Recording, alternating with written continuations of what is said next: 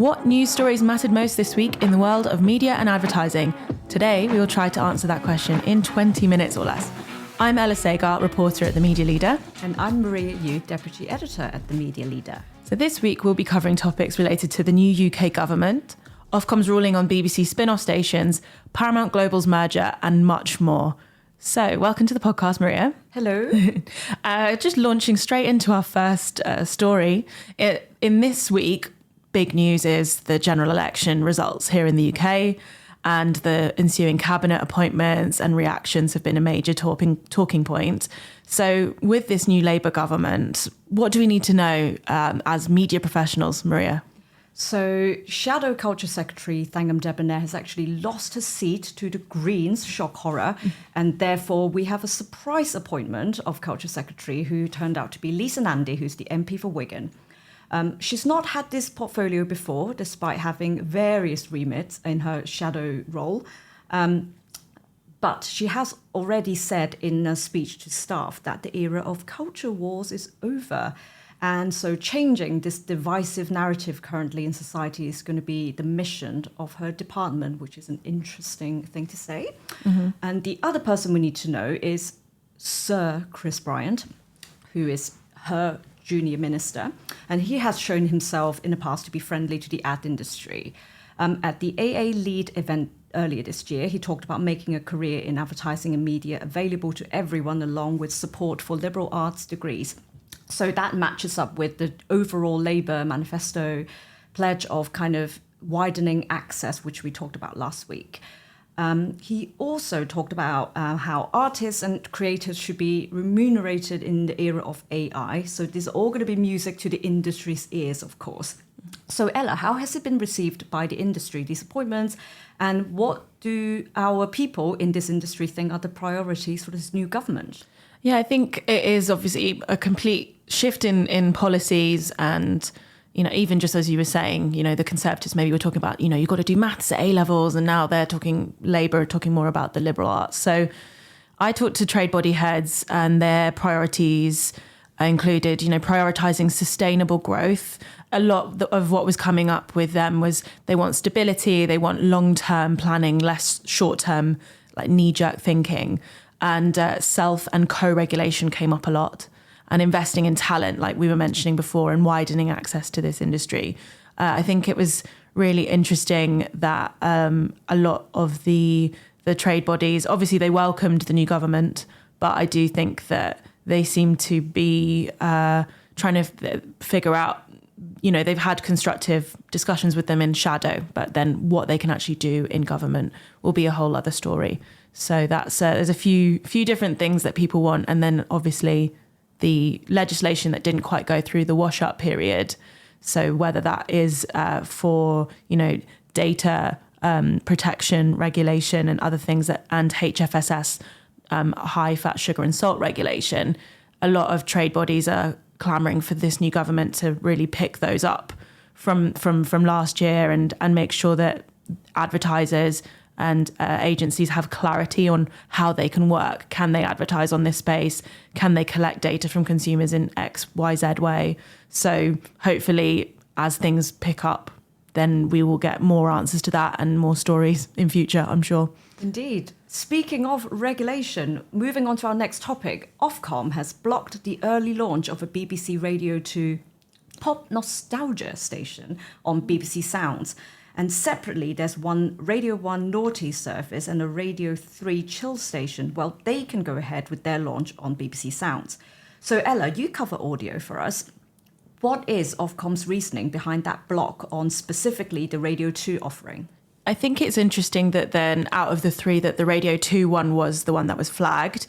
And so Ofcom has different approaches to how it assesses BBC Sounds launch and a DAB Plus radio launch.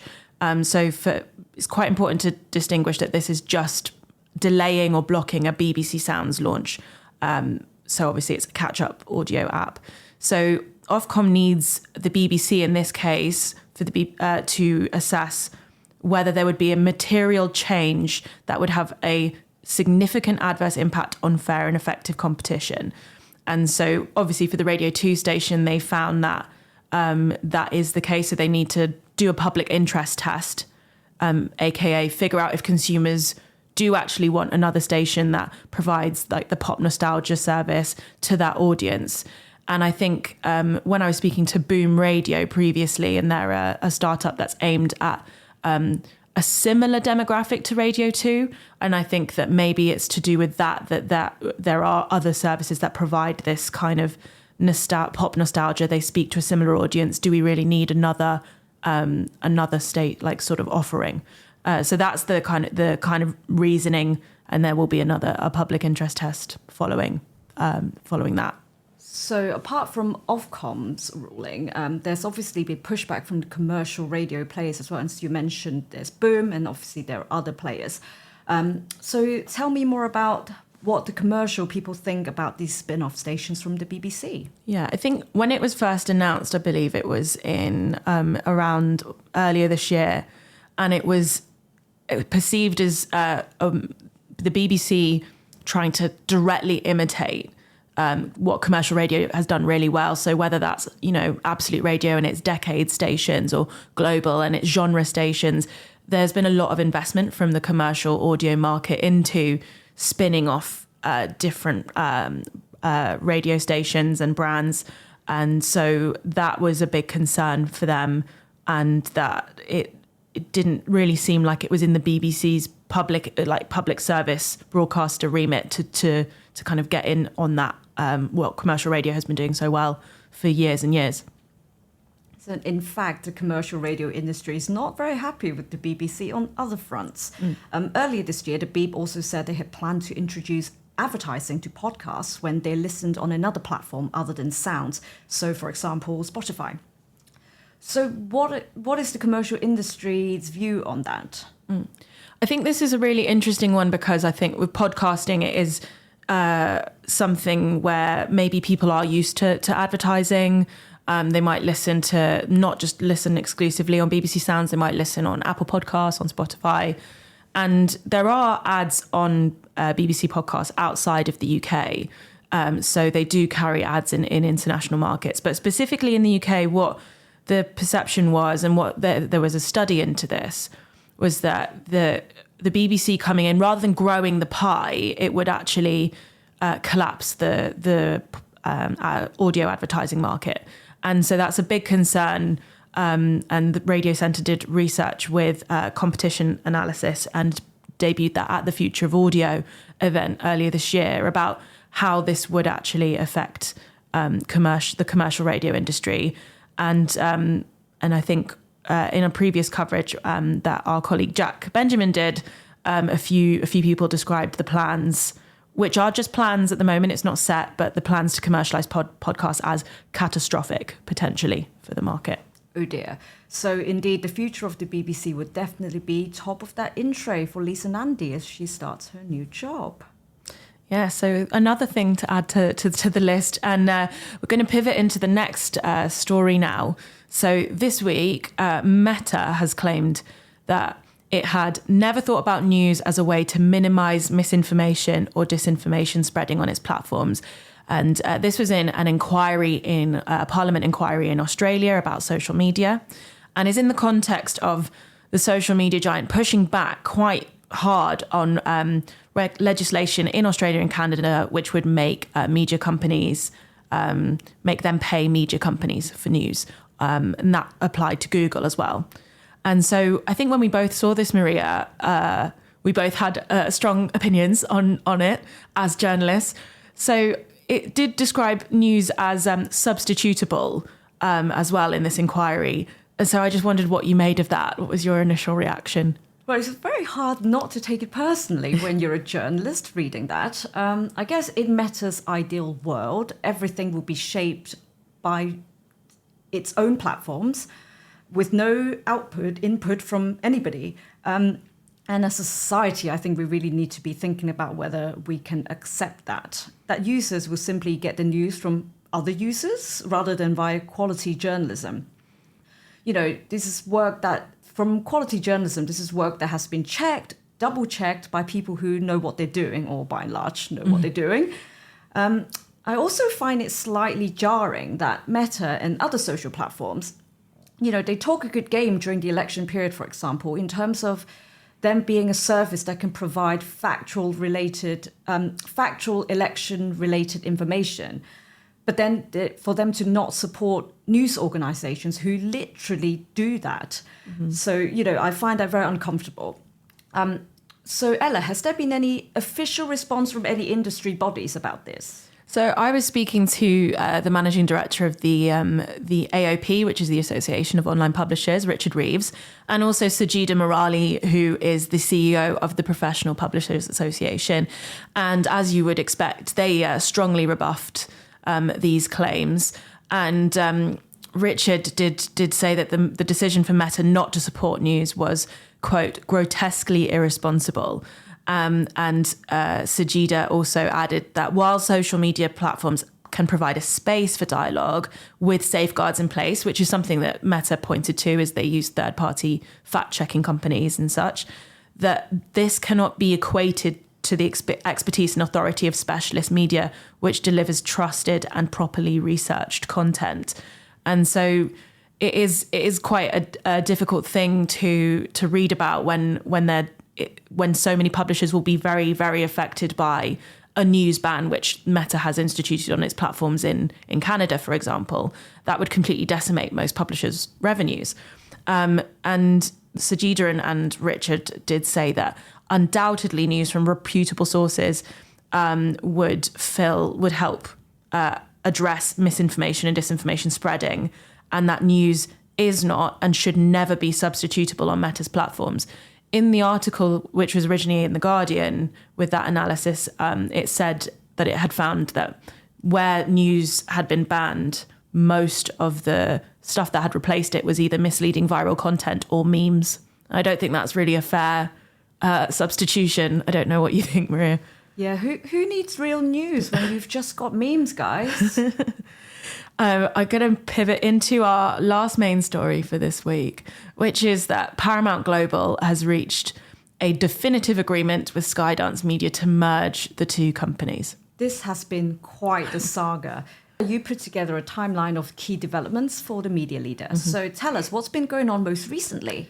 Yeah, I think it's been rumbling on for at least 6 months, maybe a bit longer.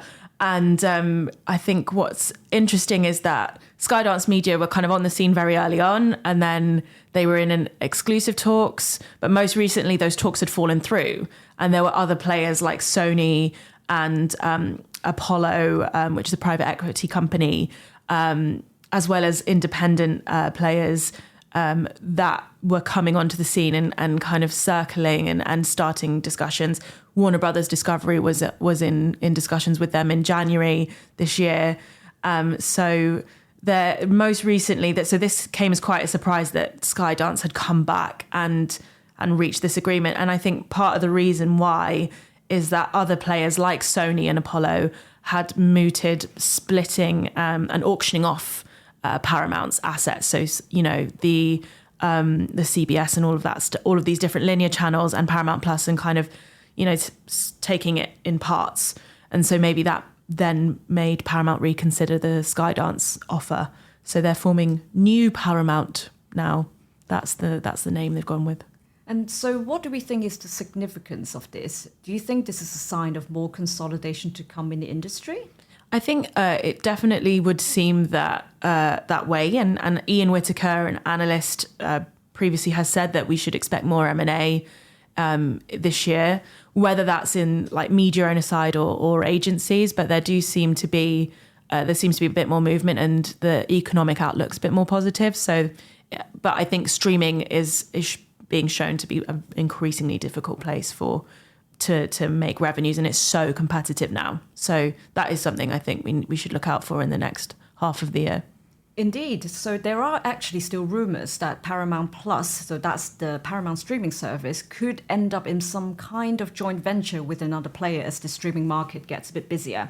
So on this streaming front then, if not full company M&As, then maybe there will be some sort of consolidation lite via bundling. It's more common in the US, but in a story this week, Ella, you discussed the possibility of potentially more bundling to come in the UK and how bundling can have an effect on the churn rate. Tell us more. So this was a study initially just for US subscribers from Ampere Analysis. So in the US, you can access Disney Plus in a few different ways. So you can have a bundle with Disney Plus, Hulu and ESPN Plus. You can also go directly through Disney Plus and just subscribe to that on its own. And it was found that among those that were resubscribing to Disney Plus, those that had the bundle were 59% less likely to churn in the next 12 months than those that only subscribe to Disney Plus on its own. So that was quite interesting. And I asked a few people whether we don't quite have Hulu and ESPN here, but would that be the case in the UK?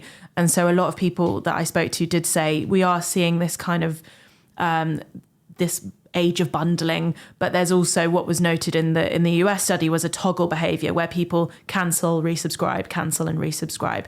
And that's definitely been observed in the UK because there isn't really any penalty for cancelling your subscription. And you can resubscribe at any time. So there isn't really any reason not to do that if you are like, oh, I don't actually want to, there's no more content. I've completed Disney Plus. I want to save up for more content or when the new season of The Bear comes out. So that was something. I think in the UK, it's more common for the Disney Plus to be bundled in with mobile contracts like with O2 or with certain bank accounts like Lloyds Bank. And so those kind of bundles might be more sticky than just being a kind of a subscriber just for Disney Plus on its own. Thank you. And finally, there are also some other interesting stories this week that we won't be able to go into more detail. So, Ella, what else do our listeners need to know? Kick us off. Okay, in true newsreader fashion, here we go. In TV news, Channel 4 Chief Revenue Officer Verica Djurdjevic is leaving the broadcaster at the end of the year, having decided to look for another opportunity. In audio news, Spotify has added a comments feature for podcasts.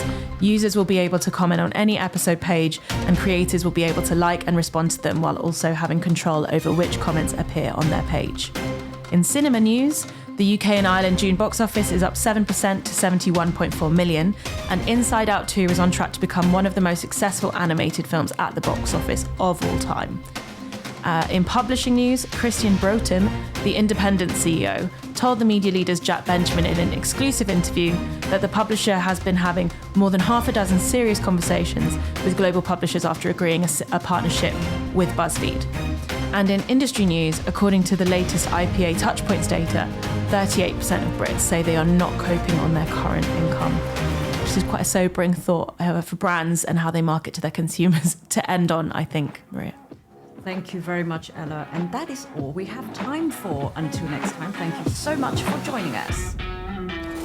Thanks again for listening to the Media Leader podcast. If you like what you hear, guess what? You can read our stuff at our website, themedialeader.co.uk, where you can sign up to our daily newsletter in the UK of analysis, opinion and commentary about what's going on in media and advertising. You can also find us on YouTube. We are posting video interviews and clips from our live events. And don't forget to check out our LinkedIn page, which is often a very interesting way to see what people in the industry are saying about our articles and the issues we write about. Anyway, get back to work. Catch you next time. Bye-bye.